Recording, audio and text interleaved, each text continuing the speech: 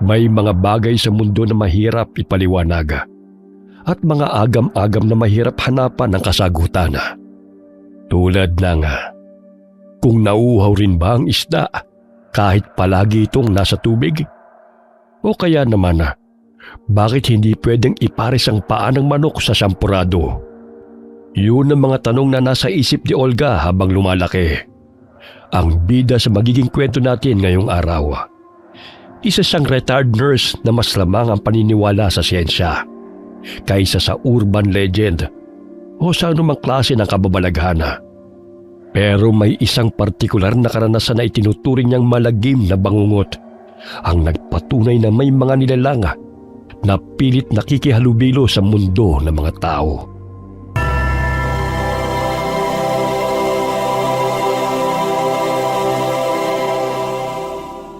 Good morning po.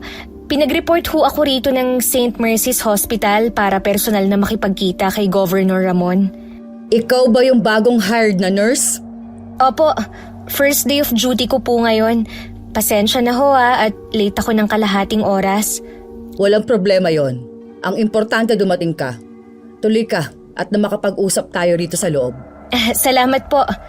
Akala ko talaga mapapagalitan ako eh. Ay nako, huwag ka matakot sa akin.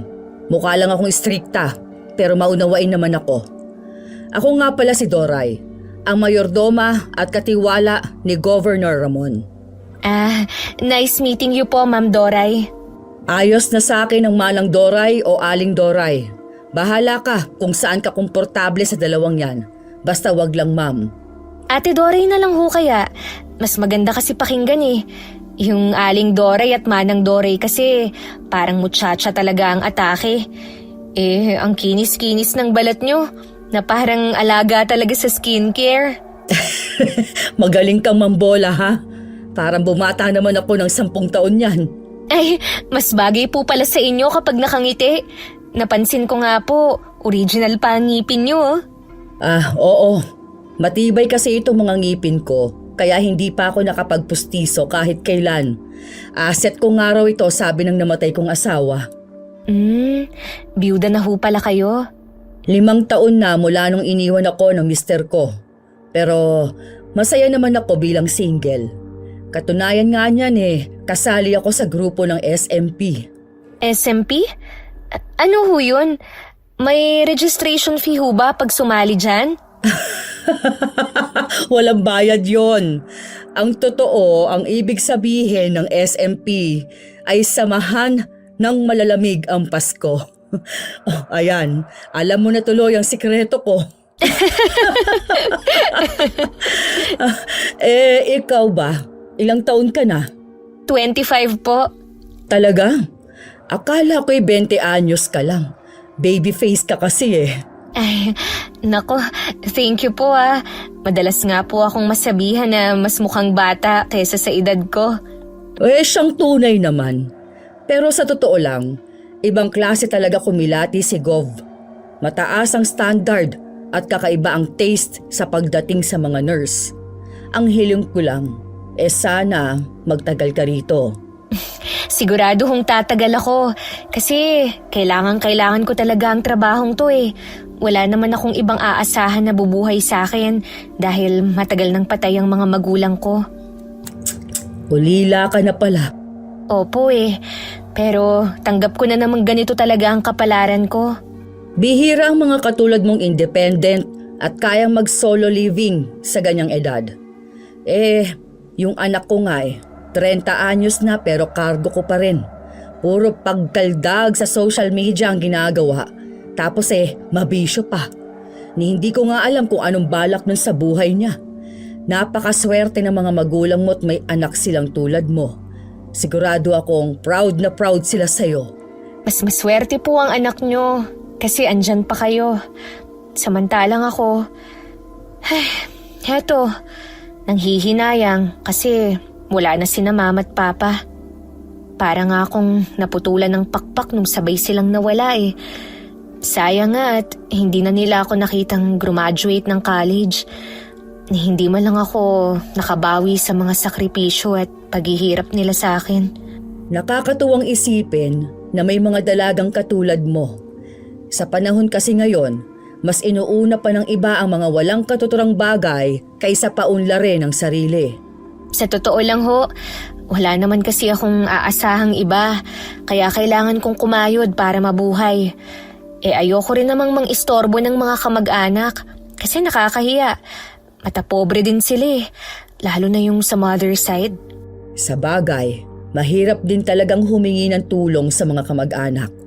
Madalas kasi sila pa itong maninira sa'yo at ang madalas nahihila sa'yo pababa. Mahirap pong magkaroon ng utang na loob kasi may tendency na paulit-ulit nila yung isusumbat. Kaya kahit mahirap, nagsusumikap ako para kahit papano maging maayos ang buhay ko. Sinabi mo pa, Ineng. Sana lahat katulad mo mag-isip. Maiba po tayo, Ate Doray. Dala ko po tong hard copy ng documents para mas ma-check nyo pa po ang credentials ko. Utos po kasi ng ospital na bigyan ko rin kayo ng kopya, bukod dun sa una nilang ipinadala kay Gov. Nako, hindi naman na kailangan yan. Sigurado naman akong nakilatis ka na ng maigi ni Gov bago ka pa ipinadala ng ospital dito sa amin. Itago mo na lang yan. Sige po. Nabanggit pala sa akin ng management na stay-in daw po ako rito. Totoo po ba yun? Oo, applicable yon sa lahat ng naging nurse ni Gov. Bakit? May problema ba? Magagalit ba ang boyfriend mo sa ganong setup? Wala naman po akong boyfriend. Ano lang, hindi ko kasi dala yung mga gamit ko Wala nga ho akong mga damit na pwedeng pamalit. Kaya kung pwede ho sana, uuwi muna ako mamaya pagka-out para makapag-impake ho. Oh, sige. Papayagan kita.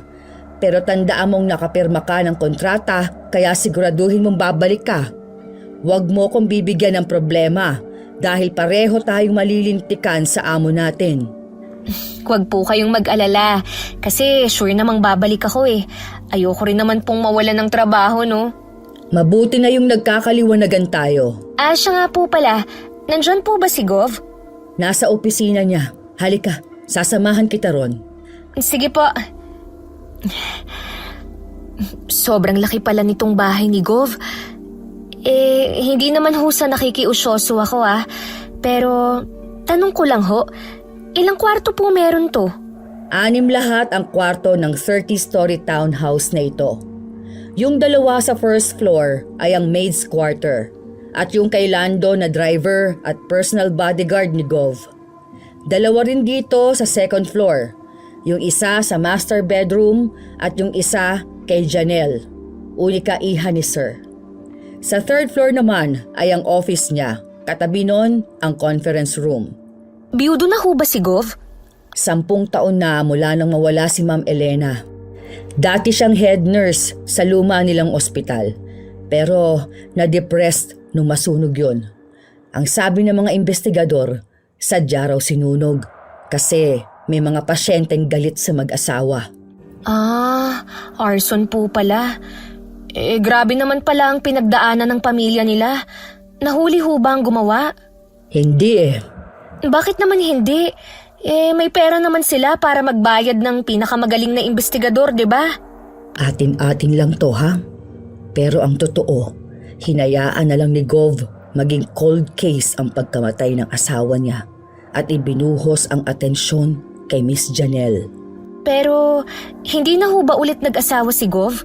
Hindi na, pero marami siyang naging girlfriend. Tirador yon ng mga mas bata sa kanya, kaya ikaw, mag-iingat ka. Baka malaman-laman ko isa ka na sa mga sugar baby niya. Ay nako, hindi naman po ako ganun. Pinalaki ho akong may takot sa Diyos. Isa pa, parang tatay ko na ho si Gov. Pinapaalalahanan lang naman kita kasi yung mga nauna sa yung nurse nahulog sa kamandag ng amo natin.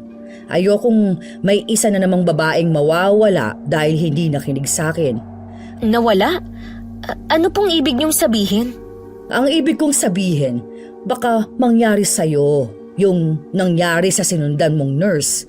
Abay, bigla na lang kasing naglahong parang bula. Ni wala man lang pasabi na aalis na pala. Tapos malaman-laman ko, nakipagtanan pala sa hardinero. Paano niyo po nalamang nakipagtanan? Yun ang sabi ni Gov. Mantakin mong pinagsabay ang amo natin at yung hardinero. Nurse na naturingan, pero tinalo pa ang babaeng mababa ang lipad. Narito na tayo sa second floor. Yung kwarto doon sa pinakadulo ang kay Ma'am Janelle. Bawal kang sumilip o pumasok doon hanggat hindi ko sinasabi. Maliwanag ba? Opo. Matanong ko lang po, maselan ho ba ang anak ni Gov? Super sa kabalditahan ang batang yon. Sunod sa luho mula pagkabata, kaya lumaking spoiled brat. Kung makasagot-sagot nga yun sa akin parang kaedad niya lang ako. Yung para bang nabili na niya ang pagkatao ko. Ganun na po yata talaga ang mga bata ngayon. Di bale, susubukan ko hong umiwas kapag nandyan si Ma'am Janelle. Maigi pa nga. Madalas pa namang papansin ang anak ng amo natin. Yun bang pinalalaki kahit maliit na issue? Mahirap na at baka ikaw pa ang pagtripa ng malditang yon. Hindi naman po sa pagmamalaki pero marunong din naman ho akong bumigwas kapag kinakailangan. Nako, palaban ka rin pala ha. Depende lang naman ho sa sitwasyon. Pero binabalaan kita, Ineng, iba magalit ang anak ng amo natin. Maganda siya, pero demonyo ang ugali. Hindi nagpapatalo ang batang yon. Kaya doblehin mong pag-iingat habang nandito ka. Hindi ko po kakalimutan ang mga paalala nyo, Ate Doray. Dapat lang, dahil para rin sa kapakanan mo yon. Siya nga pala, mahilig ka ba sa karne? Hindi po Vegan po kasi ako. Ganun ba? Sa bagay, mas okay yan kasi healthy living. Isa pa, mababawasan ang mga karneng posibleng ihain ko. Ate Doray, pwede ba akong magbanyo muna? Naiihi na kasi ako mula pa kanina Kaso, nahihiya lang akong magsabi. Nako, masamang nagpipigil ng ihi. Baka magkasakit ka pa niyan. Sige na, may banyo dyan sa bandang kaliwa. Huwag ka lang magtatagal at baka mapagalitan na tayo ni Gov. Nagmamadaling tinungo ng dalaga ang banyo at mabilis ding lumabas pagkaraan ng ilang saglit. Pagbalik niya sa hallway ay nakita niyang kausap na ni Dora yung makisig na gobernor. Ayan na siya. Good morning, Gov. Ako po si Olga. Kanina ko pa hinihintay ang bago kong nurse. Ang tagal niyo makapanay kaya ako na mismong bumaba para sana hanapin siya. Pasensya na kung natagalan kami. Bukod kasi sa mabagal na akong maglakad, nagkakwentuhan na rin kami nitong si Olga. Mabuti naman at na-orient mo na siya. Totoo nga napakaganda mo, Olga. Nako, sakto lang naman po ang ganda ko kumpara sa mga dati niyong naging nurse. Nakita ko po kasi yung ibang profile nila nung nag-background check ako. Background check? Aba, ibang klase tong nurse ko ngayon May pagka-imbestigador ka pala Bueno, sumunod ka sa opisina ko para makapag-usap tayo tungkol sa sahod mo. Opo, sir. By the way, Doray, pakidalhan mo kami ng merienda. Hindi pa yata kumakain tong bago kong nurse. Ayoko makarinig agad ng reklamo sa unang araw pa lamang niya. Sige sir, isusunod ko ho agad. Taliwas sa mga impormasyong nasabi ng head nurse sa ospital. Maliksi at parang walang kahit na anong karamdaman si Gov Ramon. Nahulog tuloy si Olga sa malalim na pag-iisip habang sinusundan paakyat ng hagdan ng huli. Kinuwestiyon niya rin kung tama bang pinadala siya roon para maging nurse nito. Kayong mukhang mas malakas pa ang politiko kaysa sa kalabaw. Mas lalong nadagdagan ang bigat ng pakiramdam ng dalaga nang makapasok siya sa opisina nito. Agad niyang nalanghap ang malansat na nakakasulasok na amoy. Muntik pa siyang maduwal. Pero pinilit niyang umakto ng normal dahil nahuli niyang matalimang tingin ni Gov sa kanya. Maupo ko dyan sa couch at kukunin ko lang yung kopya ng kontratang galing sa abogado ko. Sige po, sir. Eto, nakita ko na. Pwede mong i-review para makasiguro kang hindi ako bogus na boss. Sigurado naman akong na-review na rin to ng corporate lawyer ng ospital. Kaya di ko na ho masyadong uusisain to. May tiwala naman ho ako sa inyo Ikaw ang bahala. Pero lilinawin ko lang na ang sahod mo ay kinsenas katapusan. Meron kang 13-month pay, paid leave at sick leave. Ang day off mo ay tuwing linggo. Pero hindi ka pwedeng basta mag-absent kung kailan mo gusto. Dapat may interval na 2 araw bago ang mismong absent mo. Kasi kailangan ko pang i-approve yun. Depende sa magiging dahilan mo. Naiintindihan ko po, sir. Para po sa kaalaman nyo, ulila na ho ako. Kaya bukod sa sarili ko, wala na akong ibang aalalahanin. Isa pa, workaholic po ako. Mabuti naman kung ganon. Gusto ko yung mga taong dedicated sa trabaho. Tama talagang ikaw ang pinadala rito. Makakaasa ho kayong ibibigay ko ang loyalty ko sa inyo. Kung bibili ko bang loyalty mo? Magkano ang halagang gusto mo? Ano pong ibig niyong sabihin? Sinusubukan ko lang kung gaano ka kamukhang pera. Mawalang galang na ho. Pero hindi ko po binibenta ang prinsipyo ko. Saka wala hong katumbas na presyo ang pagiging loyal ko, sa tao man o hayop. Talagang pinahanga mo ko, Olga. Pero malalaman natin kung gaano ka katatag sa susunod na mga araw. Naguguluhan man ay hindi na nag-usisa pa si Olga. Hindi siya ipokrita pagdating sa kahalagahan ng pera. Pero mas matimbang pa rin ang moral na pinahalagahan niya. Hindi niya kayang baliin ang mga tuwid na prinsipyong kinagisnan niya. Oh, heto na ang merienda nyo. Medium rare steak para sa'yo, Gov. At clubhouse sandwich naman para kay Olga. Vegan daw tong bago mong nurse, kaya strawberry jam na lang ang ipinalaman ko sa tinapay. Sana naman pwede na yan. Nako, pasensya na po Pero okay na to, Ate Doray. Mukha din namang masarap tong strawberry jam Masarap talaga yan, dahil galing pa yan sa Baguio. Sige na, tikman mo. Masarap nga po. Siya, sige. Maiwan ko na kayo at babalikan ko yung nakasalang na kaldereta. Baka magkamali na naman ang timpla si Mirasol at hindi magustuhan ni Ma'am Janelle ang lasa. Siguraduhin mong maayos ang pagkakaluto nun. At kayo rin naman ang malilintikan sa anak ko. Alam niyo namang maselan si Janelle pagdating sa mga pagkain niya. Opo, sir. Huwag kayong mag-alala at ako nang bahala sa lahat. Bahagya pang tumango si Doray kay Olga bago tuluyang lumabas doon. Ayaw sanang mag-overthink ng dalaga. Pero pakiramdam niya ay may mas mabigat na kahulugan ng tingin yun ng matanda. Gayunpaman, mas pinili niya mag-focus sa kanyang boss. Siya nga pala, may tanong ko lang. Bakit hindi ka kumakain ng karne? Mula pagkabata ho kasi ay sinanay ako ni Mama na kumain ng gulay. Katunayan po niyan, yung burger tsaka fried chicken sa mga fast food chain, hindi ko rin natikman kahit minsan. Kung ganun, marami ka palang na-miss na masasarap na pagkain habang lumalaki. Tulad na lamang nitong steak na ito. Imported ang karne na ito. Kaya naman sobrang sarap kapag ginunguya. Napalunok ng matindi si Olga habang nakatingin sa kanyang boss. Hindi dahil natatakam siya sa kinakain nito, kundi nandidiri siya sa paraan ng pagnguya nito. Animo isa itong gutom na hayop na hayok sa karne. Pakiramdam niya ay babaliktad ang sikmura niya. Lalo na nang mapansing may kaunting bakas pa ng dugo ang ilang parte ng karne. O bakit parang namutla ka yata bigla? Ano ho kasi, parang sinisikmura ako Baka dahil sa stress na rin to. Yun ba talaga ang dahilan? O nandidiri ka rito sa kinakain ko? Ha? Hindi naman po sa ganun. Pagpasensyahan mo na't medium rare ang gusto kong luto sa steak. Mas malasa kasi kapag medyo hilaw. Ganyan po yata talagang type ng mga mayayaman. Naku, masasanay ka rin Baka nga kapag tumagal ikaw na mismo ang magkukusang tumikim nitong steak na nilalantakan ko ngayon. Imposible ho yatang mangyari yan.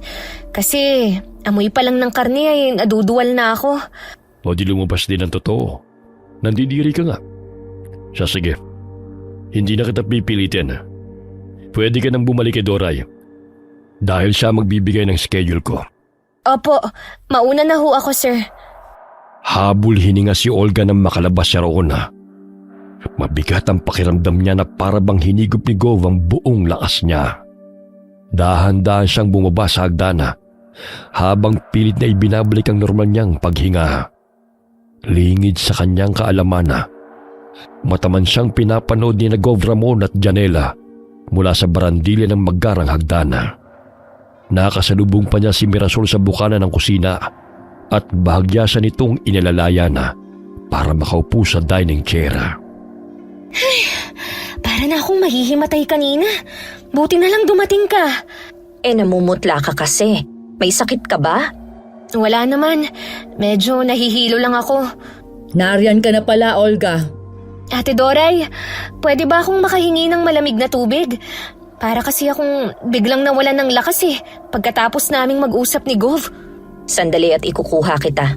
O heto, dahan-dahan lang sa pag-inom at baka masamid ka.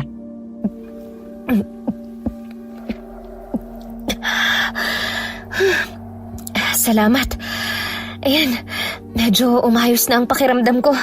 Nanghina ka kamo pagkatapos ninyong mag-usap. Opo, hindi ko rin maintindihan kung bakit. Hindi mo yata inubos yung sandwich na inihain ko Bala ko sanang ubusin. Kaya lang nanghina ako nung nagsimulang kumain si Gov Kasi naman, parang hindi talaga luto yung steak niya.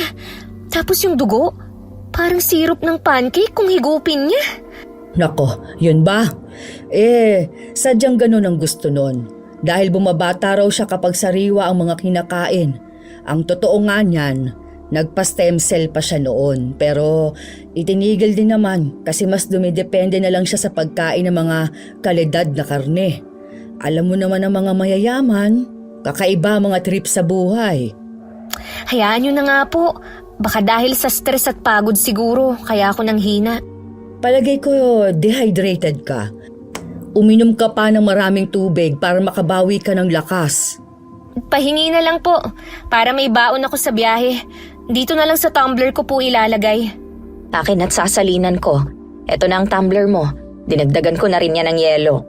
Salamat, Mirasol. Feeling ko, mawawalan na ako ng ulirat kaninang pababa ako sa hagdan Buti na lang, nandito kayo, Ate Doray. Sus, wala yun. Magkakasama na rin naman tayo, kaya mas maiging maging close na tayo ngayon pa lang. Pwede bang kayo na lang muna ang maging nanay ko habang nandito ako? Abay, oo naman.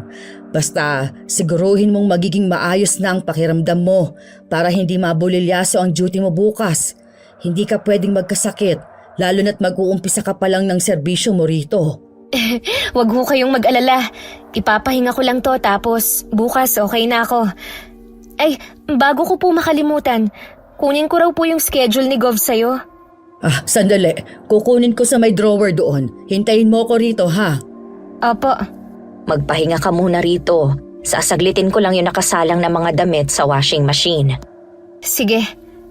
Nang umalis si Mirasolina, baling ang tingin ni Olga sa nakasalang na kaldero sa kalana. Kumukulo na yun at umaapaw na ang sabaw sa burner. Kaya naman nagkusa na siyang alisin ang takloba. Ngunit agad niyang tinakpan ang ilong nang bumungad sa kanyang masangsang na amoy ng ulam na nakasalang doon. Napansin din niyang parang kakaibang hiwa ng mga peraso ng karneng lumalangoy sa mapulang sarsa. Gumapang ang kakaibang kilabot mula sa kanyang batok, pataas sa kanyang ulo, habang sinisipat ang karne gamit ang sandok na naroon. Kaldereta ba talaga to? Bakit parang... Olga! Anong ginagawa mo dyan? Lumayo ka nga riyan at baka kung mapaano ka pa. Ano kasi? Umaapaw na kaya inalis ko huwang taklob. Pasensya na. Pampihira. Nasaan ba si Mirasol? Binalikan lang saglit yung mga labahin niya. Sa susunod huwag kang basta nakikialam dito sa kusina. Nalingat lang ako nakiusyoso ka na. Ipapaalala ko lang, nurse ka at hindi kusinera. Kahit ano pang makita mo o sumabog man ang kalan, hayaan mo lang. Maliwanag. Naku, sorry po. Pangako, hindi na to mauulit.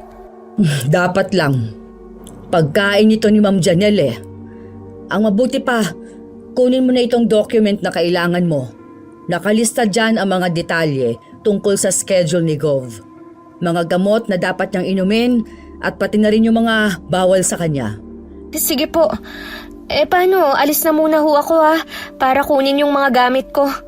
Lumakad ka nga at mukhang paulan na rin. Ang pangako mo bumalik ka rin bukas para hindi tayo masabon ni Gov. Tahimik na tumango si Olga at saka dumiretso na palabas ng kabahayan. Pakiramdam niya ay may mga matang nakasunod sa kanya habang naglalakad siya sa mahabang driveway. Halos mapatalon pa siya sa gulat nang biglang sumulpot ang gwardyang siyang nakabantay sa gate. Nagsorry siya sa lalaki pero nilampasan lamang siya nito na parabang tuliro at lumulutang sa alapaap. Lagpas 2 oras ang naging biyahe niya pabalik sa inuupahang apartment.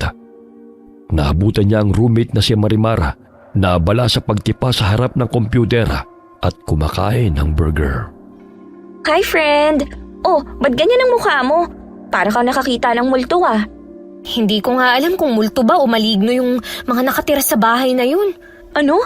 Teka, naguguluhan ako sa sinasabi mo ah. Yung bago kong amo, yung politiko. O ano nga ang tungkol sa kanila? Ano kasi, ang weird ng pamilyang yun. Nagtaka ka pa? Di ba weirdo naman talaga ang mga mayayaman? Alam ko naman yun. Pero feeling ko talaga may kababalaghang nangyayari sa bahay na yun eh. Sus, kakanood mo yan ng horror movies. At sabi mo nga, feeling mo lang yun. Baka nag-i-imagine ka lang din. Gaga, walang koneksyon yung panonood ko. At lalong hindi imagination yung nakita ko sa kaldero. Hindi ako kumakain ng karne. Pero alam ko naman ang itsura nun. Anong kaldero? Akala ko ba nurse ka ron? Na-demote ka ba bilang kusinera? Hindi ganun. Parang engot naman to eh. Explain mo nga kasi para maintindihan ko. Ang sinasabi ko, yung niluluto ni Ate Doray para sa anak ni Gov Ramon. Grabe, parang laman ng tao yung nasa kaldero. At saka amoy bulok yung karne. Uy, interesting yan ha. Ibig mo bang sabihin, may lahi silang aswang? Ay nako, ang iniisip ko, baka nagpa-practice sila ng cannibalism. Kasi kakaiba yung buto na nakahalo sa kaldereta nila eh. May gumagawa pa ba ng ganyan ngayon? Posible. Kung ikaw nga naniniwala sa mga aswang eh, kahit di naman talaga sila nag-e-exist, di ba? Totoong may aswang no, marami nun sa amin sa Bicol, iba't ibang klase pa nga. Pero ang pinaka nakakatakot ay yung chismosang aswang. Alam mo, mas naniniwala pa akong may mga psychopath kesa sa mga aswang na yan. Malamang di ka maniniwala kasi nurse ka eh. Pero ako mismo, may experience sa aswang. Kasi nakakita na ako nung bata pa ako. Hanggang ngayon hindi ko pa rin nakakalimutan yun. Talaga? Share mo naman. Oo nga, nakakita na ako. Biruin mong aswangin ba naman ang nanay ko habang nagle-labor? Ang kapal na mukha ng hayop na yun. Hindi kita ginajudge ha. Pero paano naman nalaman ng aswang na nagle-labor ang nanay mo nung araw na yun? Malakas ang pang-amoy ng mga walang yangyan. Bukod sa laman ng tao, pinakagusto nila yung amoy ng dugo ng mga baby. Fresh juice, kumbaga. Speaking of amoy, kanina, may kakaibang scent dun sa opisina ni Gov. Sobrang lansa. As in, ang sakit sa ilong, tsaka nakakasuka. Pinigilan ko nga lang dumuwal eh. Kasi ang talim ng tingin ni Gov. Aaminin ko, natakot ako sa kanya. Baka naman baktol o hininga lang ni Gov yung naaamoy mo, friend. Oy, in fairness kay Gov ha, mabango siya tsaka malinis. Pero sa totoo lang, parang di naman niya kailangan ng nurse eh. Kasi ang lakas niya pa sa edad na 70. Ang ganda pa nga ng muscles at kutis niya. Gumugulong siya sa pera, kaya maraming paraan para magmukhang bata. May point ka dyan. Bale, nabanggit nga rin ni Ate Dore na nagpa-stem cell ang matanda. Kaya lang nag-shift ng trip eh. At sariwang karne na raw ang madalas kainin. Tindi talaga ng mga mayayaman na yan, no? Sana all. Kaya nga eh. Pero eto nandiri talaga ako sa medium rare niyang steak. Hindi naman ako maselan Pero kakaiba talaga yung vibe habang pinapanood ko siyang kumain. Tsaka nanghina ako pagkatapos naming mag-usap ni Gov. Para bang hinigop niya yung buong lakas ko at latak lang itinira. Kung pagbabasehan ko yung sinabi mo, palagay ko tama ang hinala ko. Na aswang ang pamilyang seserbisyuhan ko. Mismo. Ay teka, may ibibigay ako sa'yo. Magagamit mo tong pangontra kapag malapit sila. Ito, kunin mo. Niloloko mo ba ako? Paano naman magiging pangontra tong bote ng lotion? 1 taon na tayong roommate. Pero ngayon ko lang aaminin ang tungkol sa pagiging albularya ko. At yung langis na yan, gawa mismo ni Lola. Ipahid mo yan sa katawan mo para hindi ka basta-basta lapain ng mga pesteng aswang. Seryoso ka ba rito? Amoy latik naman to eh. Baka papakin lang ako ng mga langgam kapag ipinahid ko to sa katawan ko. Medyo OA ka dyan, friend, ha? Effective yan, kaya gamitin mo. Akin na nga. Ako na maglalagay niyan sa bag mo. Oo na, gagamitin na po. Teka nga, maliligo muna ako. At parang dumikit sa akin yung mabantot na amoy ng opisina ni Gov. Go, friend! Magkuskus ka ng todo at talagang amoy malansa ka nga. Natatawang tumango si Olga at saka dumiretso na sa banyo. Maayos namang roommate si Marimar kahit medyo weirdo. Scriptwriter ang babae pero hybrid ang setup. Nagkakilala sila sa ospital nang minsan magpa-check up si Marimar dahil sa PCOS nito. Eksakto namang naghahanap din ito nang matutuluyang malapit sa publishing house na pinagtatrabahuhan nito. Kaya inilok ni Olga ang ekstrang kwarto sa kanyang apartment. Kahit mapano'y may katuwang siya sa pagbabayad ng upa at iba pang mga bayarin. Tapos na ako. Pwede ka nang maligo. Sure akong di ka pa tumatayo dyan sa computer mo eh. At least naligo naman ako kahapon. Ang sabihin mo, takot kang maligo kasi malamig yung tubig. Grabe ka sa akin, friend. Oo nga pala, may binili akong itlog na maalat at kamatis. Baka lang gusto mo akong sabayan kumain. Thank you. Pero di naman ako kumakain ng itlog eh. Ay, oo nga pala. Palagi ko na lang nakakalimutan. Ay nako, kailangan ko nang mag-impake ng mga gamit na dadalhin ko bukas. Pero ba't ka mag-iimpake? Bakit doon ka na ba titira? Stay in daw ang setup. So wala akong choice. Kaya mula bukas, ikaw na muna ang bahala rito sa bahay ah. Gano'ng katagal ka namang magsistay in doon? 1 year yung pinirmahan kong kontrata. So ayun, solo ka muna rito. Ay, ang lungkot naman. Ngayon pa lang miss na kita agad. Ang haggard mo namang malungkot, friend. Pero remind lang kita ha, huwag kang magpapapasok ng kung sino-sino rito. Baka mamaya gawin mong makasalanan tong bahay ko. Ikalma mo naman sana ang pagkaldag. Don't worry, hindi ko i-invite si Tomas dito. Dapat lang no. Iniisip ko pa lang ang pwede niyong gawin Kinikilabutan na ako. Si OA, tuloy mo yung ganyan mo ha. Sinasabi ko sa'yo mamamatay ka talagang virgin. Okay na mamatay na virgin, kesa naman mapunta sa maling lalaki. Ay nako, sakit sa ulo lang naman ng mga boylet na yan. Ang tindi naman ang hugot mo, friend. Pero malay mo, baka yung aswang mong boss talaga ang nakatakda para sa'yo. Ikaw ang magiging alay para matupad ang prophecy. Gaga, umiral na naman yung pagkamanunulat mo. Kita mo nga at nagawan mo agad ng kwento tong nangyayari sa akin. Good idea yan, friend. Dahil dyan, new plot unlocked. Kita mo yan? Nabigyan na kita ng idea, tapos pwede mo pang pagkakitaan. Yes! Thank you, my friend. O sige na, mag-iimpake na ako. Gusto ko sanang dalhin ang buong cabinet ko Kaso, ang mahal naman ng bayad sa transpo. Gusto mo tulungan na kita? Tapos na rin naman tong tinatype ko Sure ka? Akala ko ba kakain ka? Oo, pero mamaya na. As for the manuscript, isasend ko na lang naman to sa senior editor. Bukas pa naman ang deadline nito. Sige, pakisuyo na lang yung maleta dun sa likod ng sofa. Yung pula ba o yung itim? Pareho na lang, para sure na magkakasya lahat ng gamit ko. Eto na. Ako na magtutupi ng mga pantalon kasi magaling ako dyan. Okay. Siya nga pala, nabanggit mo kaninang may anak yung boss mo. Ilang taon na nga yun? Si Ma'am Janelle. 18 na yata yun. Pero di masyadong lumalabas ng bahay.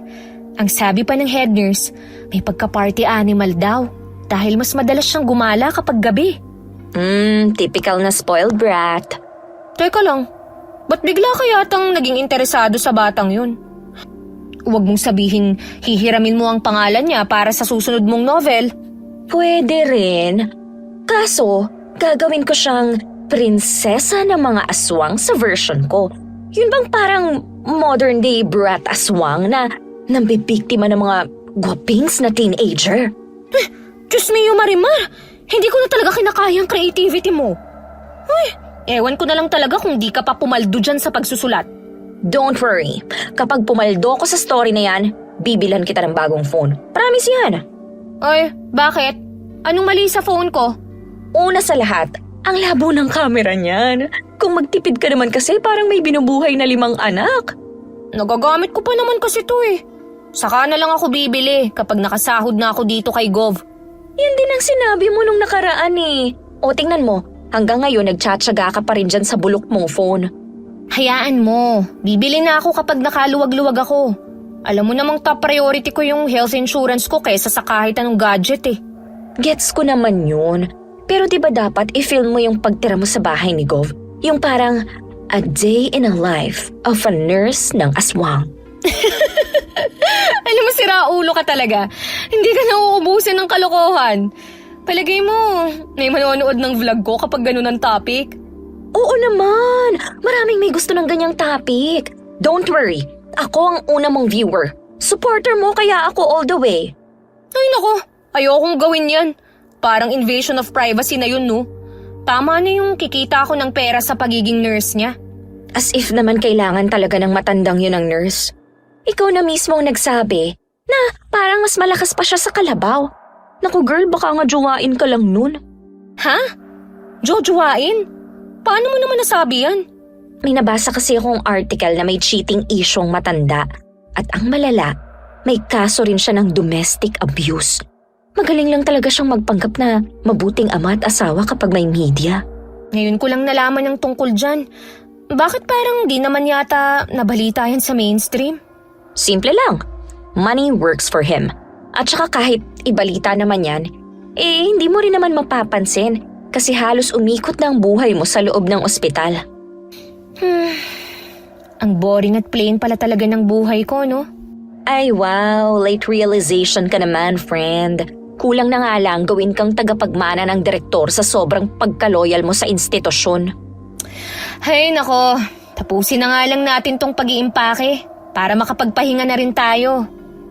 Maagang gumayak si Olga kinabukasan para makabalik agad sa bahay ni Gov Ramona. Pinagbuksan siya ng gate ng gwardya at binati niya naman ito. Pero tulad nung nakaraang araw, ay para pa rin itong lutang at wala sa sarili. Hila-hila ang 2 maleta ay tinalunto niya ang kahabaan ng driveway. May kung anong kilabot siyang naramdaman nang umihip ang malakas na hangin. Tila ba nagbibigay babala. Nagbabadya na may paparating na unos. Bakit ba parang may nakatingin sa akin? Modern ang style ng bahay pero nakakatakot ang ambience. Weird. Ay, Diyos ko po! Ay! Ma'am Janelle? Tama ba? Ikaw nga si Ma'am Janelle? The one and only. Ikaw naman yung bagong hire na nurse, tama? Yes, ma'am. In fairness, maganda ka at makinis. Siguro, masarap din ang dugo mo. Ha?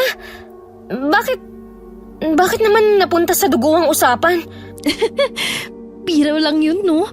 Sa ganda kong to, palagay mo ba humihigop talaga ako ng dugo? At saka, mukha ba akong vampira? Ay, pasensya na. Pero teka, tanong lang, bakit ka nakasuot ng shades? Ang ganda nga ng tirik ng araw ngayong umaga, oh. Anong pake mo? Sorry po, curious lang naman ako eh. Fine, sasabihin ko na rin para hindi ka natatanga-tanga. My eyes are ultra-sensitive. Madali siyang mairita. Lalo na kapag direktang tumama ang sikat ng araw. Okay na ba? Kaya pala, akala ko naman ganyan ang uso sa mga bagets ngayon. Para kang matandang magsalita. Samantalang nakita ko sa files mo, 25 ka pa lang. Saang bundok ka ba nang galing? Medyo old school kasi ako. Kahit sa Maynila talaga ako nakatira dati. Bale, umuwi lang ako ulit dito sa Trinidad. Kasi naumay na ako sa ingay at gulo ron. Mas gusto ko kasi talaga ng katahimikan. Girl, the accurate word is outdated and solitude. Anyway, ito lang bang mga gamit mo? Ang konti ha? So poor. Opo, ma'am. Dinala ko lang yung mga pinakakailangan ko para di rin ako mahirapang maghakot ulit kapag tapos na ang kontrata ko.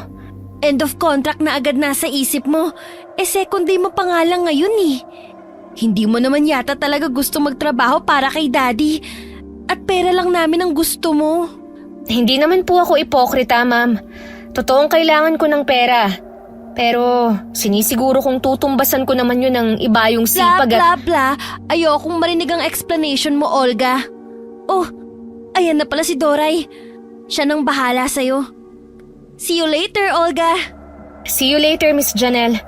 Ayos ka lang ba, Olga? Pagpasensyahan mo na si Ma'am Janelle at talagang mahilig mag-power trip ang batang yon. Okay lang ho ako. Hindi ko siya naiwasan agad kasi bigla na lang siyang sumulpot sa harapan ko eh. Medyo tinarayan niya lang ako pero tolerable naman po. O siya, tutulungan na kita dyan sa bagahe mo. Ako nang magdadala nitong isa. Sumunod ka sa akin at ipapakita ko sa iyo ang magiging kwarto mo. Dinala siya ni Doray sa sulok ng kwarto sa 3rd floor. Ayon sa mayordoma, personal request ni Gov na gawing malapit sa kwarto nito ang tutuluyan ng mga nagiging nurse nito para mas madaling tawagin kung sakaling may emergency. Akala ko ho, 2 lang ang kwarto rito, Ate Doray. Mangyari kasi itong kwarto mo ay karugtong ng conference room kaya parang isa lang din talaga sila. Kung ganun, adjacent room po pala to.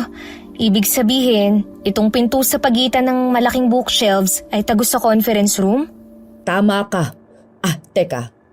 Pakibuksan mo nga ang mga bintana para lumamig-lamig naman. Sira kasi ang aircon kaya medyo mainit ngayon. Ang sarap ng hangin. Grabe, ang sosyal naman ng style nitong kwarto. Parang ganito yung mga nakikita ko sa magazine. May sarili na itong banyo para hindi ka nalalabas tuwing gabi. Tapos, meron ring walk-in closet para mas maayos mo ng maigi ang mga gamit mo. Kapag medyo bored ka naman, pwede kang tumambay dyan sa may balcony. Magandang mag-stargazing dyan, kaya marerelax ka talaga. Malakas din naman ang internet, kaya hindi ka mamamroblema kung gusto mong magbabad sa FB. Magbabasa na lang ho ako ng libro kaysa mag-ubos ng oras sa social media. Hindi rin pati ako teki tulad ng iba. Pero Ate Doray, maiba tayo ha. Hindi ho ba parang sobrang laki naman itong kwarto para sa akin? Solo lang naman ako rito, di ba? Ibig mo bang sabihin, hindi mo nagustuhan itong kwarto mo? May nakita ka bang mali o kaya Nagustuhan ko po. Medyo naninibago lang. Kasi nasanay ako sa makipot na lugar. Yung bahay ko kasi maliit lang yun. Tsaka abot kamay na ang lahat sa ilang hakbang lang. Hayaan mo, masasanay ka rin dito kalaunan. O paano, maiwan na muna kita. Marami kasing bagong dating na supply na karne kaninang madaling araw, kaya kailangan kong ayusin ang mga yon sa storage. Sige po Ate Doray, salamat sa pag-assist sa akin. Ay, nako, muntikan ko nang makalimutan. Pumunta ka sa opisina ni Gov pagkatapos mong mag-ayos dito. Nasa pangatlong sulong-sulong ng cabinet yung mga gamot niya. Iinumin niya yon mamayang gabi at yung scrub suit nandoon din. Kunin mo na lang din. Wala ho ba siya sa opisina niya ngayon? Maaga siyang umalis dahil may biglaang meeting sa munisipyo. Okay po, mamaya ko na lang isasalansan tong mga damit ko at uunahin ko na lang yung gamot ni Gov. Oh, ikaw ang bahala. Inilapag lang ni Olga ang mga maleta sa isang tabi at saka nagmamadaling pumunta sa opisina ng amo. Tulad noong nakaraang araw, ay agad siyang sinalubong ng nakakasulasok na amoy at mas tumindi pa ngayon nanunuot ang amoy ng pinagsamang bulok na karne at kung ano pang hindi niya may paliwanag. Saan nga kaya talaga nang gagaling ang amoy na yun? Teka, ayun pala ang uniform ko. Uy, ano yun? May tao ba sa banyo? Dala ng kuryosidad ay maingat na pinihit ni Olga ang pintuan ng banyo at natutup ang bibig sa nakita. Naroon si Gova, nakatalikod at walang kahit na anong saplot habang naliligo. Pero ang labis niyang pinagtakhana ay kung bakit pula ang kulay ng tubig na lumalabas mula sa shower nito. Tila uhaw na uhaw at sobrang sabik ito habang nakatapat ang mukha sa dutya ng shower at ninanamnam ang bawat patak ng likido mula roon. Akala ko ba nasa munisipyo ang matandang to? At ano ba yung kulay pulang likidong lumalabas mula sa shower? Hala, palabas na siya. Saan ba ako magtatago?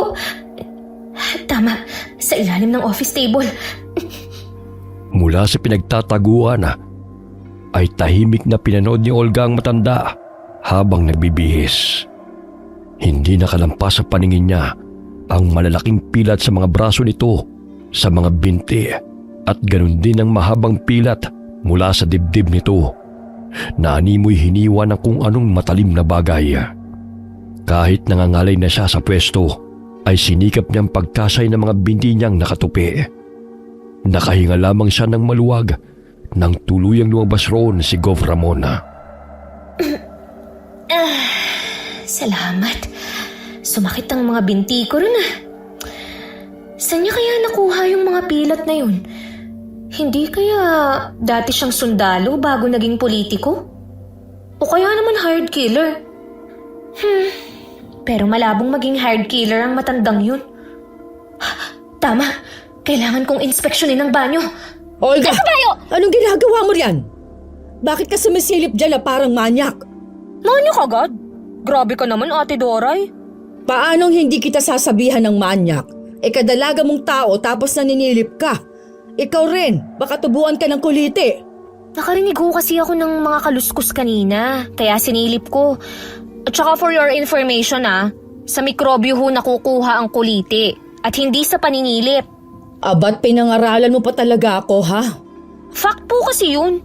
Ay, tigilan mo nga ako sa fact na yan. Ano yung sinasabi mong may mga kaluskos? Samantalang ikaw lang naman ang narito kanina. Yun din ho ang akala ko. Pero nakita ko hong naliligo si Gov kanina. Nagtataka nga ako kung bakit siya nandito kakasabi niyo lang na maaga siyang umalis, di ba?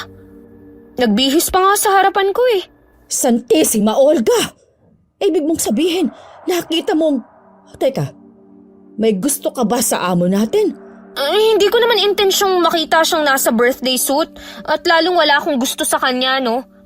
Aminado akong marami na akong nakitang ganun sa ospital, kaya wala na sa akin yun.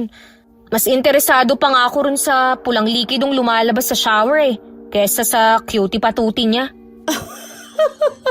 Pulang likido? Cutie patuti? Kung ano-anong pinagsasabi mong bata ka. Nakabata ka ba, hoy? Loh, grabe naman, Ate Doray. Ginawa niyo pa akong adik. Nagsasabi nga ako ng totoo. Palagay ko bumalik si Gov kanina at hindi ko lang napansin. Siya. Tama na ang mga kalokohang ito. Basta, gawin mo na lang ang trabaho mo kung ayaw mong mapahamak. Bakit naman ho ako mapapahamak? Sundin mo na lang ang sinabi ko dahil para yon sa kapakanan mo. Mawalang galang na ho Pero sa kakaganyan nyo, pakiramdam ko meron kayong tinatago. Wala akong itinatago. Pwede rin. Pero ang hirap ipaliwanag Parang may something talaga sa bahay na to. Halika na nga't lumabas na tayo. Mapaghinala pa naman ang amo natin. Sigurado akong pareho tayong malilintikan kapag nakita niyang narito tayo sa loob habang wala siya. Pero alam niyo, sure akong dugo talaga yung nakita ko. Malamang guni-guni mo lang ang dugong yon. Malalaman ko na nga sana kung di niyo lang ako tinawag. Dala ng puyat yan. Ang lalim ng eyebags mo Halatang kulang ka sa tulog. Puyat nga ako, pero hindi po ako pwedeng magkamali. Alam ko kung ano yung nakita ko. Ay nako, bahala ka na nga. Ay siya nga pala, nakuha mo ba yung gamot ni Gov? Hala, naiwan ko po. Saglit lang at babalikan ko muna. Ako na't baka mag-ala-investigador ka na naman. Dalhin mo na lang yung merienda ni Ma'am Janelle sa lanay. Bakit ho ako ang magdadala? Nasaan ba ang yaya niya? Ay, nakalimutan kong banggitin sa'yo kanina. Sinesante ni Gov si Mirasol kahapon. Ha? Bakit naman po? Anong ginawa niya?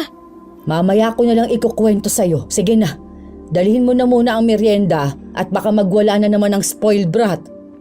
Dumiretso si Olga sa kusina at nakita niyang spaghetti na may meatballs ang nasa pinggana at isang baso ng strawberry juice. Kinuha niya ang tray at saka binagtas ang daan papuntang lanaya kung saan naroon din ang pool area. Naabutan pa niyang lumalangoy sa pool si Janela pero nakasuot ito ng goggles na kulay itim.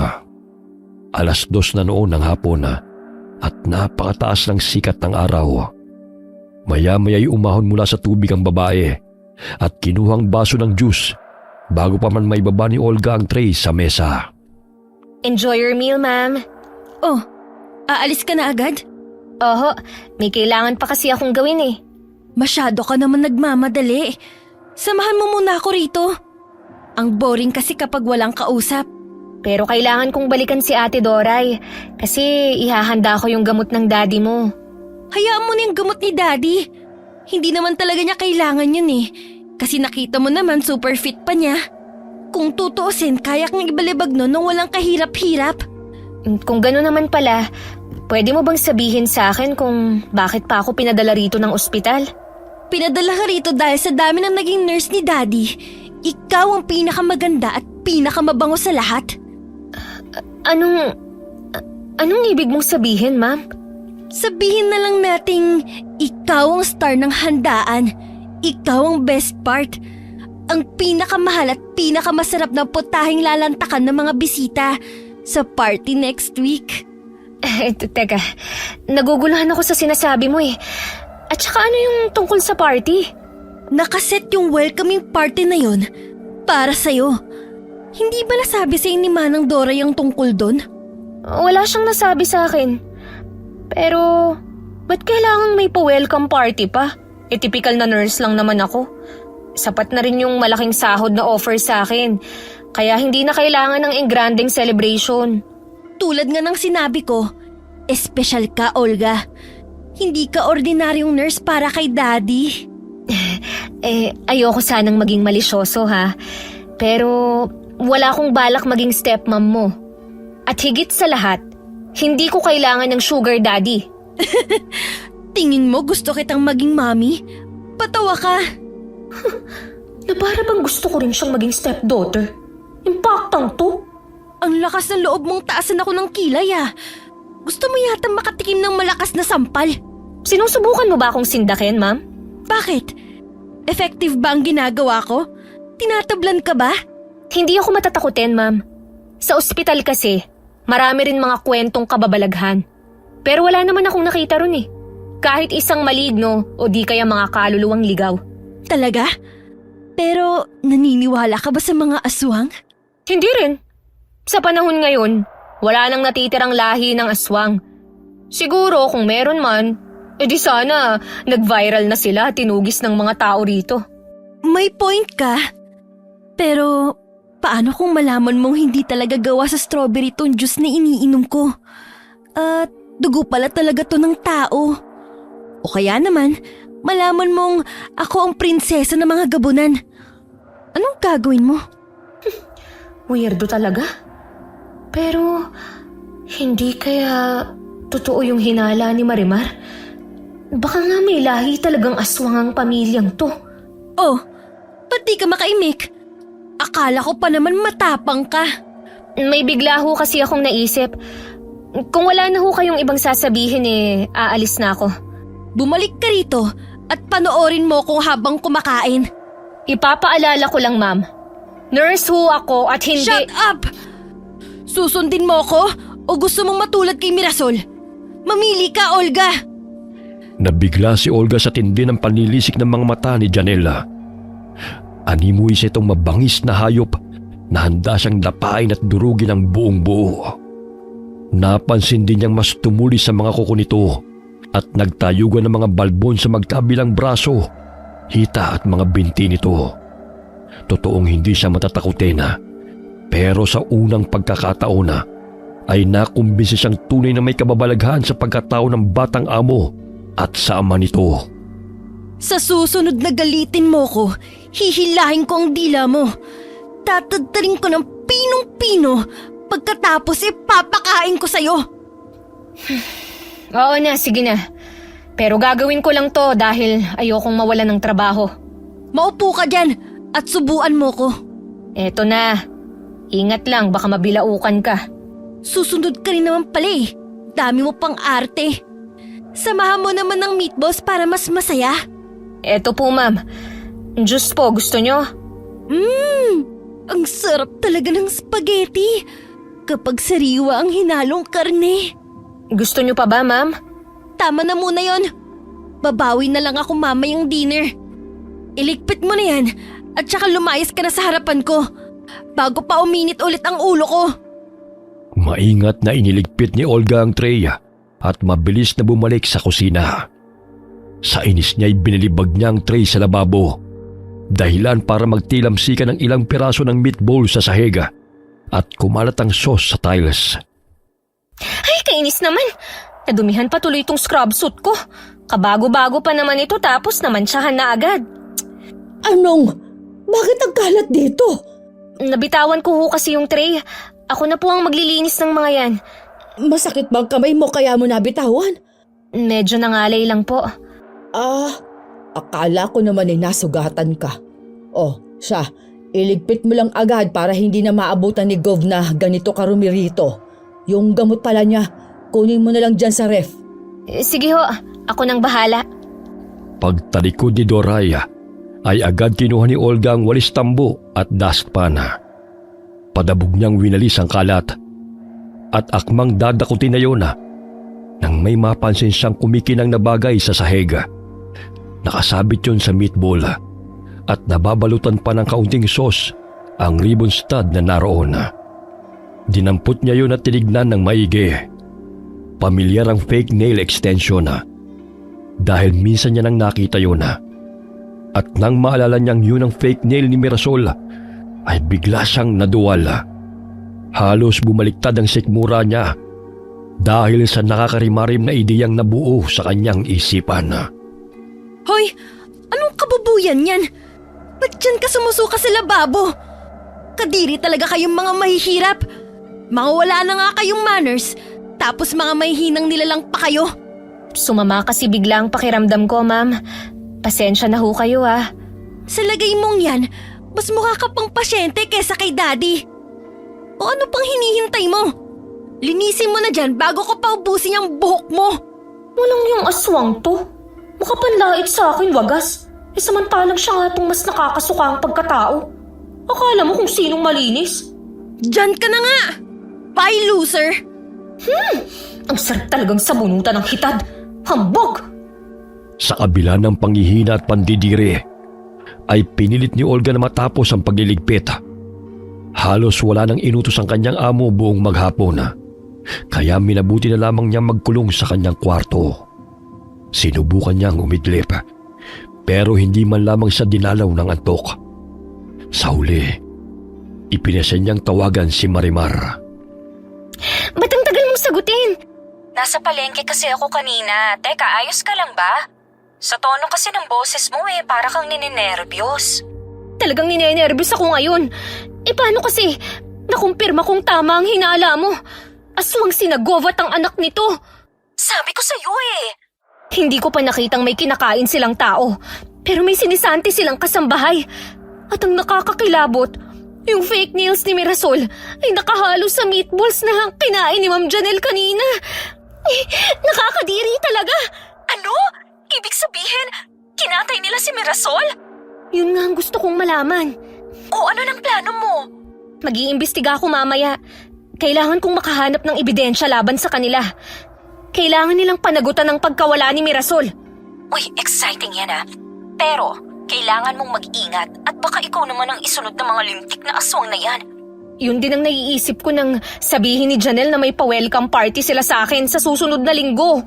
Eureka, friend. Sigurado akong kakatayin ka nila sa araw na yon. Hindi ako papayag na maging hapunan ng mga walangyang aswang na yon. Sasabuyan ko ng langis ang mahaderang Janelle na yon. Ginawa ba naman akong yaya kanina? At tinawag akong mahirap na walang manners? Mata pobre at tuso pala ang aswang na yan. Kung nandyan lang ako talagang magkakalatay sila mula ulo hanggang talampakan. Ay, ang taray. Aswang slayer naman pala ang friend ko. Uy, Pero nakita kong umalis kanina si Janelle kasama yung bodyguards niya. Siguro matatagalan siyang bumalik dahil bihis na bihis eh. Pagkakataon ko na para pasukin ang kwarto ng malditang yun. Palagay ko, friend lang ni Janelle ang pagka-clubbing at ang talagang motibo niya ay mag-hunting ng mga bagong biktima. Malamang, ginagamit niya ang ganda para akitin ng mga lalaki. Para tuloy-tuloy ang supply nila. Posible yan. Pero may alam ka bang kahinaan ng mga tulad nila? Mga bagay na pwede kong magamit habang nandito ako. Takot sila sa matatalim na bagay. Kaya pag may pagkakataon, puntiryahin mo agad ang puso nila. Isa pa, pwede ring subukan lagyan ng asin ang kwarto ni Janelle para malintikan ang malditang yan.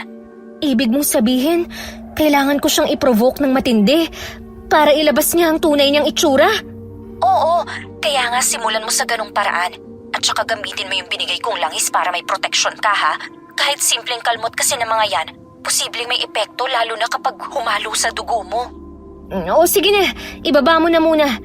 Kailangan ko nang umpisahan ng pag-iimbestiga ko. Sigurado rin akong nagpapahinga na si Ate Doray dahil madali na yun mapagod. Makakakilos ako ng maayos dahil walang bantay. Pupuntahan kita at dadalhin ko pa ang ibang gamit pamatay sa mga pesteng yan. Wag na. Baka madamay ka pa sa gulong pinasok ko eh. Update na lang kita agad kung anong mga nakuha kong ebidensya. Huwag kang mag-alala, girl. Hindi kita pababayaan sa laban na yan. Darating ako, kahit anong mangyari. Maingat na pumunta sa kusina si Olga. Sobrang dilim doon pero hindi niya binuksan ang ilaw. Balak niyang kumuha ng asina. Ngunit gano'n na lamang ang gulat niya nang biglang may humawak sa braso niya. Mariin ang pagkakahawak at ramdam niyang talim ng kuko nitong nakabaon sa kanyang balat. Ay! Ate Doray! Ginulat niyo naman ako. Akala ko kung sino na. Bakit ba nakapatay ang mga ilaw? Para kang magnanakaw dahil sa ginagawa mo. Nagtitipid ho kasi ako sa kuryente, kaya hindi ko na binuksan. Huwag mong problemahin ang pagbabaya dahil si Gov naman ang bahala ron. Buti at bumaba ka na. Akala ko hindi ka na talaga lalabas ng kwarto. Kaya bala ko na sanang dalhin itong pagkain mo. Salad lang itong ginawa ko. Huwag kang mag-alala at balsamic vinegar naman ang inihalo ko riyan. Salamat ate pero di ka na sana nag-abala. May mga biskwit naman akong nakatabi sa malete. Mga natira pa yun sa huling supplies na pinamili ko sa grocery nung nakaraang linggo. Ay nako, ba't naman yun ang kakainin mo? Wala kang makukuhang sustansya sa mga biskwit. Kaya sige na, ubusin mo yung salad ha. Kailangan mong magpalakas. Ibig niyong sabihin, kailangan kong magpalakas para mabusog ang mga aswang mong amo sa party next week? Paano mo nalaman ang tungkol sa party? Wala akong maalalang binanggit ko sa yung bagay na yon. Sinabi lang naman ng maldita mong alaga. Alam ko na ang totoo, kaya wag mo nang subukang magsinungaling. Aswang ang mga tao rito. Di ba, Ate Doray? Oo. Aswang ang mag-ama. Pero hindi nila ako katulad. Normal akong tao noon. Pero magmula nang magtrabaho ako rito, nagbagong takbo ng buhay ko. Kapalit ng mas maayos na pamumuhay, kinailangan kong pumayag sa gusto nila. Nayanggaw lang ako. Maniwala ka, Olga. Huwag niyo nga akong hawakan! Nakakadiri kayo! Sabihin mo sa akin kung saan niyo dinala si Mirasol! Kapag sinabi ko sa'yo, ako naman ang mapapahamak kay Gov. Kung ako sa'yo, itikom mo na lang ang bibig mo. Ipikit ang mga mata at maging bingi sa mga ingay. Huwag ka nang makialam sa gusto nilang gawin kay Mirasol dahil ganun din naman ang mangyayari sa'yo. Tanggapin mo na lang na ito ang kapalaran mo. Hindi ikaw o ang mag-amang yon ang huhusga sa kapalaran ko! Mga hayop kayo! Mga matatakaw na aswang! Wala ka nang magagawa dahil ikaw ang pinili ni Gov para maging susunod na alay. Para sa kaalaman mo, malaki ang inilabas niyang puhunan para lang makuha ka sa ospital na yon.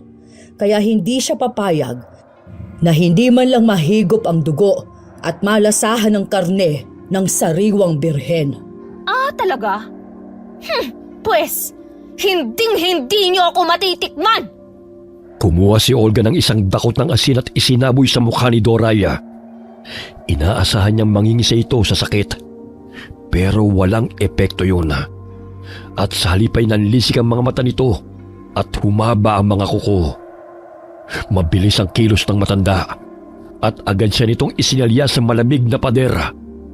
Nagpalit ng anyong aswang si Doraya at akmang kakagatin na ang dalaga nang mahagip niyang tabak sa di kalayuan.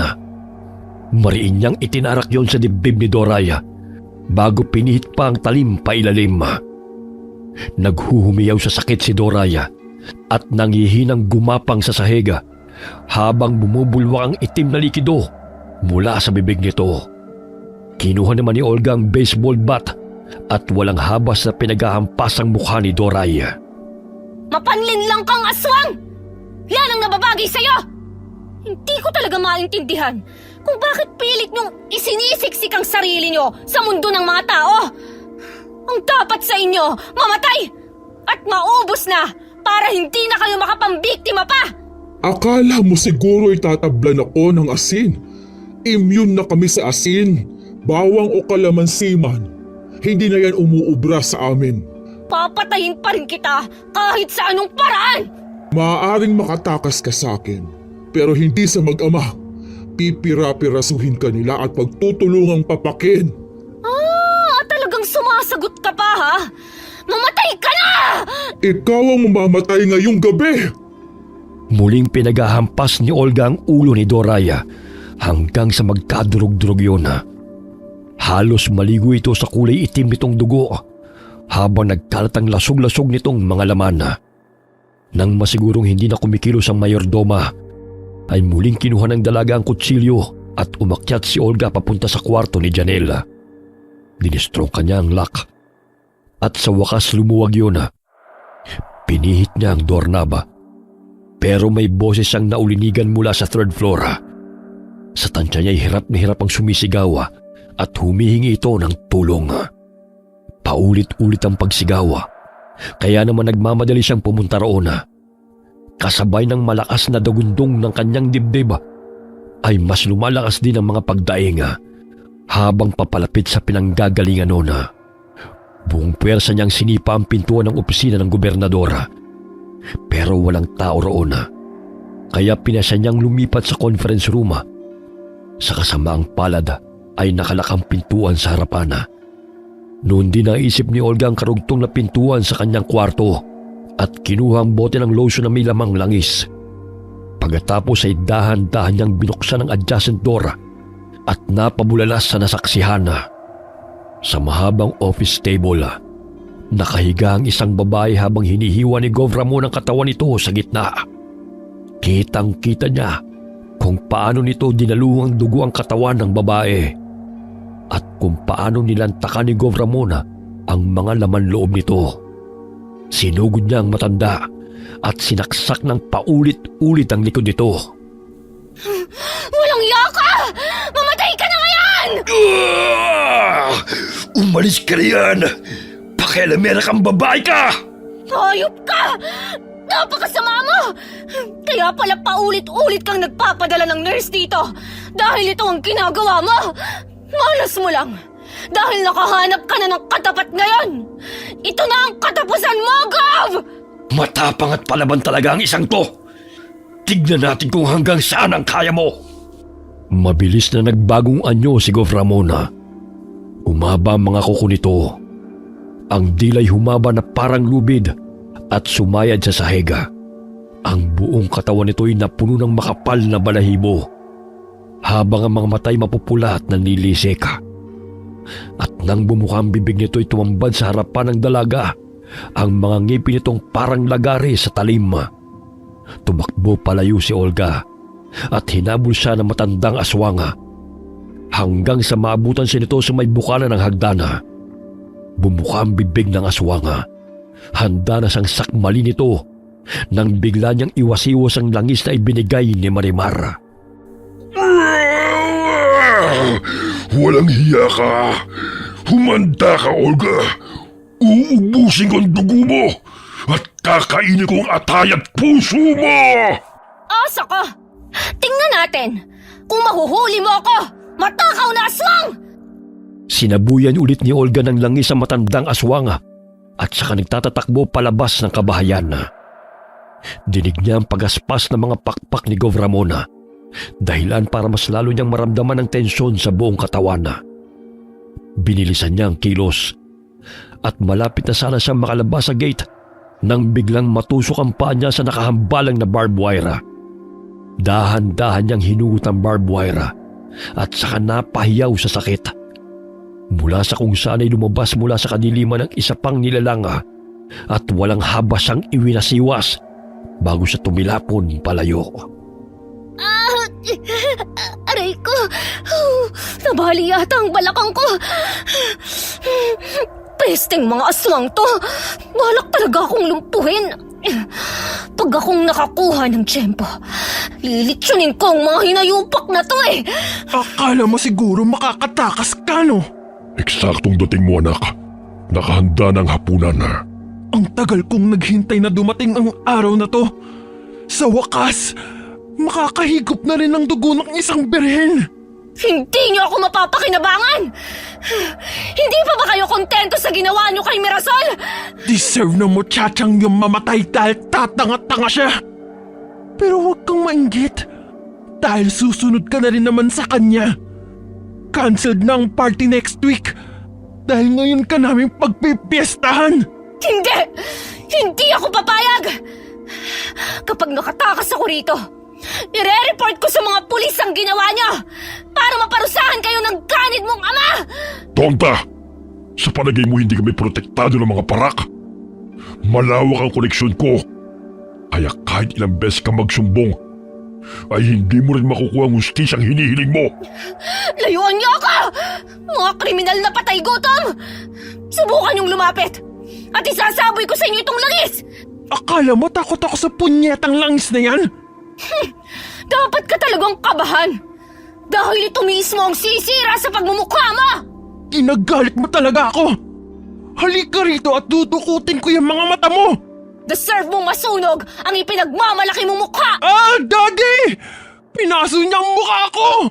Matapang ang langis niya, Janela. Iwasan mo ang bawat tilamsik. Tignan mo nangyari sa akin, ha. Puno ng paso ang mga braso ko. Impakta kang babae ka! Magbabayad kasi ginawa mong pananakit sa daddy ko!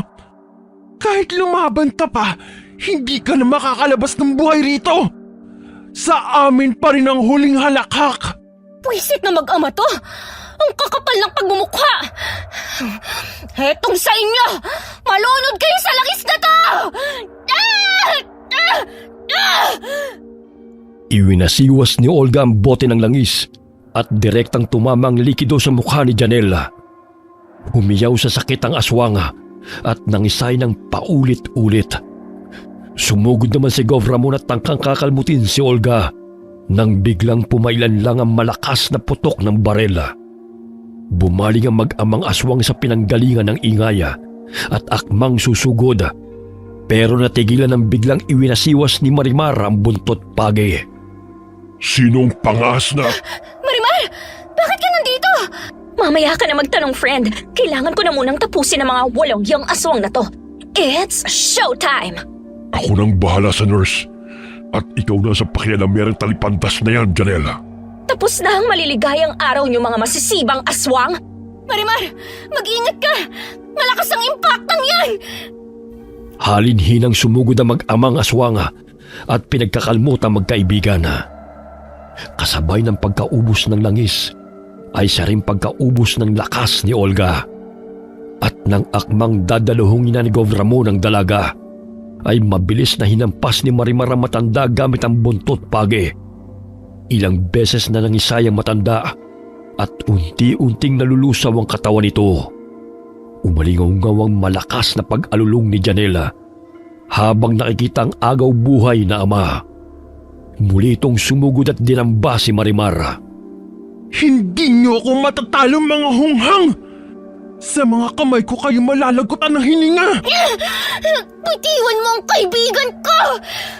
Tama na! Hayop ka talaga, Janel! Sabay ko kayong lalapain ng kaibigan mo! Olga, tulungan mo ko. Kunin mo ang punyal at isaksak mo sa ulo ng impaktang to! Bilisan mo na! Sa kabila ng matinding pananakit ng paa at panghihina, ay pinilit ni Olgang kunin ang punyal sa bag ni Marimar. Binuhusan niya ng holy water ang talima at gumapang palapit sa aswang. Sa pagitan ng pakikipagbuno ni Marimar kay Janela, ay nagawa niyang itarak yon sa likod ng aswang at tumagos ang talim sa puso nito. Pagbabayaran niyo tong ginawa niyo! Babalik ako at sisingilin ko kayo ng mahal! Isinusumpa kong Manahimik ka, aswang! Ako ang gaganti at magbibigay ng katarungan para sa mga taong walang awa niyong pinatay! Hinugot ni Olga ang punyal at paulit-ulit na inunday ng saksak si Janela hanggang sa tuluyan na itong bumagsak sa lupa. Bumalik ang mag-ama sa anyong tao. Walang buhay at naliligo sa sariling mga dugo, tulad ng mga taong nilapastangan ng mga ito. Ilang saglit pa ay dinaluhan siya ni Marimar at inalalayan para makatayo. Akala ko talaga katapusan ko na. Buti na lang dumating ka. Sabi ko naman sa'yo, darating ako eh. Hindi kita pwedeng pabayaan sa kamay ng mga aswang na yan. Kundi dahil sa'yo, Marimar, malamang naging giniling na ako. Utang ko sa'yo ang buhay ko. Sus, wala yun. Ang importante, napatunayan kong may mga aswang talaga dito sa atin. Hindi mo na ako pwedeng pagtawanan ngayon, my friend. Pasensya na kung pinagdudahan kita noon. Oo na, kumbinsido na ako. Naniniwala na akong nag-e-exist sila. Kahit hindi naman talaga sila dapat kasali sa mundo natin. At ang best part, pareho natin silang natalo. Ang galing natin! Sa totoo lang, hindi pa rin ako makapaniwalang nakipagsagupaan ako sa mga lecheng aswang na yun. Ang nakakatawa pa, 2 araw pa lang akong nag-duty. Pero pakiramdam ko, 1 taon na akong nagstay sa malaimpyernong lugar na to. Huwag mo nang isipin ang mga bagay na yan. Ang mahalaga naman eh, buhay tayo pareho. May konting galos at kalmot nga lang. Sa bagay, tama ka dyan. Pero alam mo, dapat magpansit tayo. Dahil nakapatay ako ng mag-amang aswang. Package deal, di ba? Pansit talaga ang request mo? What if spaghetti na lang? Ew, pinaalala mo pa talaga ha? Sinusubukan ko lang naman kung gaano katibay ang sikmura mo. Tama na nga ang drama. Halika na't kunin natin yung mga gamit mo at nang makauwi na tayo. Pagkaraan ng 1 buwan ay gumaling na ang mga sugat na magkaibigan. At nang sumunod na buwan ay nagdesisyong sumama si Olga sa probinsya ni Marimar para muling magsimula ng panibagong buhay. Samantala, mabilis na kumalat ang balita tungkol sa karumal-dumal na pagkamatay ng mag-amang Janelle at Gov Ramon sa mainstream media. Murder ang hinihinalang motibo ng mga investigador dahil na rin sa sandamakmak na reklamong matagal nang nakasampa sa mapang-abusong gobernadora. Marami ang nagluksa, pero marami rin ang natuwa sa pagkawala ng mga ito. Lalong-lalo na mga kabataang nakaranas ng pambubuli ng malditang si Janelle. Uy, kanina ka pa nagdidikdik ng halamang gamot dyan ah. Wala ka bang balak magpahinga? Hindi pa naman ako inaantok. Ikaw, ba't gising ka pa? Katatapos ko lang dun sa isang manuscript. Teka, gusto mo ba tulungan na kita dyan? Mabuti pa nga. Ikaw nang maglagay ng apog sa mga yan. Okay. Alam mo, napapansin kong seryoso ka na talaga sa bagong career na gusto mong pasukin. Mukhang nabaling na talaga ang dedication mo sa mga halamang gamot kesa sa mga syringe na madalas mong iniintindi noon. People change, my friend. Isa pa, gusto ko nang maging ganap na manunugis ng mga aswang. Kaya nga ako nag-resign sa pagiging nurse at sumama sa'yo rito. Hindi ka naman susuko sa pagme-mentor sa akin, di ba? Wala namang problema sa akin ang pagtuturo. Kaya lang iniisip ko, baka bigla kang ma-burn out at makaisip na bumalik ulit sa Trinidad. Wala na akong babalikan sa lugar na yon dahil ibinaon ko na sa limot ang mga masalimuot na alaala ko ron. Para sa akin, isang malaking bangungot ang Trinidad. Kaya hanggat maaari, ayoko nang magkaroon pa ng kahit anong koneksyon sa lugar na yon. Pero paano kung gusto mong bisitahin ang puntod ng mga magulang mo? Palagi naman silang kasama sa prayers ko kahit di ko sila mabisita. Sigurado akong alam nilang hindi sila maaalis sa puso ko kahit ano pang mangyari. Sige, mukhang hindi ka na talaga matitibag ang desisyon mo. Siya nga pala, nanood ka na ba ulit ng balita? Iniiwasan ko ang manood ng kahit anong balita dahil nai-stress lang ako sa mga kaganapan. Ibig sabihin, hindi mo pa alam na nakatakas yung guard bago pa makarating ang mga pulis. Ha? Ano ka mo? Oo, napanood ko ang interview sa kanya kahapon. Siya ang tinuring na star witness ng mga investigador. At trending siya sa mga nagkalat na meme ngayon. May nabanggit ba siya tungkol sa akin o sa ating dalawa nung ini-interview siya? Wala.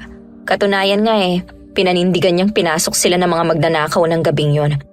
May mga binanggit siyang pangalan na sa palagay ko mga mortal na kaaway ni Gov nung nabubuhay pa to. Eto pa, anak pala siya ni Ate Doray kay Governor Ramon. Ang tindi ng plot twist. Parang pang teledrama. Ibig sabihin, may lihim na relasyon si Gov at ang mayordoma nito. At posible ring kasabwat si Ate Doray sa pagkamatay ng asawa ni Gov Ramon.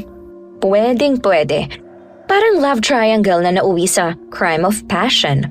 Pero naisip ko lang baka magiganti sa akin si Ate Doray.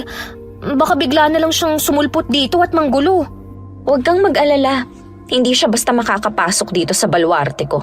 Hanggat nasa poder kita, siguradong protektado ka ng mga pangontrang minana ko pa kay Lola. Pero kung sakaling mag-cruise muli ang landas namin in the future, sisiguraduhin kong isa lang sa amin ang mabubuhay. At ako yun. Uy, ibang-iba ka na talaga ngayon, friend, ha? Mas gusto ko tong bagong version mo. I like it. Ano bang meron sa version ko ngayon at parang aliw na aliw ka, ha? Kasi, balanse ang timpla ng swag, ganda at tapang. Parang kaping 3-in-1. Kumbaga swabe ang atake mo, friend. Natutuwa ako kasi normal ka ng tao. Sus! Binola mo pa ako. Uy, totoo ang sinabi ko, Pagkatapos mong sabihing normal na akong tao? Ito naman, masyadong matampuhin. Natutuwa lang ako kasi ang laki na ng pinagbago mo. Sobrang layo na talaga sa dating ikaw. Ay, salamat. Sa wakas, hindi na boring ang buhay ko. Kaya nga, almost perfect na ang lahat. Jowa na lang ang kulang. Ay, nako. Sa dinami-rami ng mga stress na pinagdaanan ko, nawalan na talaga ako ng amor sa mga lalaki. Mas gusto ko na lang tumandang dalaga na slayer ng mga aswang, no? Oo na, sige na. Buti pa tapusin na natin tong mga langis para makapagpahinga na rin tayo. Medyo lumalalim na rin kasi ang gabi. Naku, bala ko pa naman sanang magpuyat ngayon. May update na kasi yung bagong series na inaabangan ko Talaga? Baka naman inaatake ka ulit ng insomnia tapos nahihiya ka lang magsabi, ha? Hindi, ano ka ba? Ano lang, siguro nasa adjustment period pa rin ang body clock ko. Alam mo na, mas madalas akong panggabi sa ospital noon. Sa bagay, mahirap nga talaga mag-adjust. Lalo na't matagal mo nang nakasanayan ang graveyard shift sa ospital noon. Pero remind ko lang din, huwag mo rin aabusuhin ang katawan mo sa pagpupuyat. Kung ayaw mong maghigante ang internal organs mo. Kung magsalita ka naman, parang mas ikaw pa ang nurse kesa sa akin Concern kasi ako sa health mo. Alam mo na, ayoko mawala ng Frenny, no? Don't worry, hindi pa naman kita iiwan, no? Maghahunting pa nga tayo ng mga salbaheng aswang, diba? Oo naman, hayaan mo bukas. Magsisimula na tayo sa pangdiinan mong training. Sana lang ready ka na talaga dahil wala nang atrasan yon. Super ready na ako. Ikaw lang naman tong mabagal mag-train Kung ganon, sa bundok tayo magte-train. Talaga? Aakyat tayo ng bundok? Oo, ayaw mo ba? Ay nako, siguro iniisip mong magagalusan yung makinis mong legs, no? Hindi sa ganun. Ang akin lang sira ng trekking shoes ko Di ba't nawasak yon dahil nalubog sa putik nung unang araw na dumating ako rito? Oh, anong gagamitin ko, Aber? Hindi mo kailangan nun kasi magte-train ka ng nakayapak. Magkakapal to sa mga talampakan mo at mamamaga ang mga binti mo. Tingnan natin kung kaya ng powers mo mga ipapagawa ko sa'yo. Alam mo namang gustong gusto ko talaga yung nacha-challenge ako eh. Kaya sigurado akong kakayanin ko lahat. Feeling ko magiging mas magaling ka pang manunugis kesa sa akin. Tingnan natin. Nang mga sumunod na araw, ay tinupad ni Marimar ang pangakong training sa bundok. Nang lumaon ay naging rutina ni Leona at bawat araw ay lumalakas ang kakayahan ni Olga. Marami siyang natutuhang teknik sa pakikipagsagupaan sa mga nilalang ng kadiliman. Totoong mahirap ang paraan ng pagtitraining ng kaibigan. Pero kailanman ay hindi niya naisipang sumuko. Bagkus ang bawat pasa, sugat at galos na natatamo niya tuwing training ay nagsisilbing motibasyon at inspirasyon ng dalaga para magpatuloy. Di naglaon ay naging bantog ang pangalan ni Olga sa mga kalapit na bayan. Hindi bilang isang nurse, kundi isa ng ganap na manunugis. At kung may mga aral man siyang napulot mula sa mga mapapait na karanasan, yun ay ang paninindigan sa mga moral sa buhay at matutong ipaglaban kung anong tama at pigilan ang mali. Isa pa, napagtanto niyang madalas magkasalungat ang sensya at kababalaghan. Pero iisa lang talaga ang goal ng mga ito, ang mahanap ang tamang kasagutan. Sa huli, alam niyang bukod sa buntot pagi o kung anuman, dasal at pananalig pa rin sa Diyos ang pinakamabisang paraan para matalo ang mga nilalang na nagkukubli sa kadiliman. Wakas,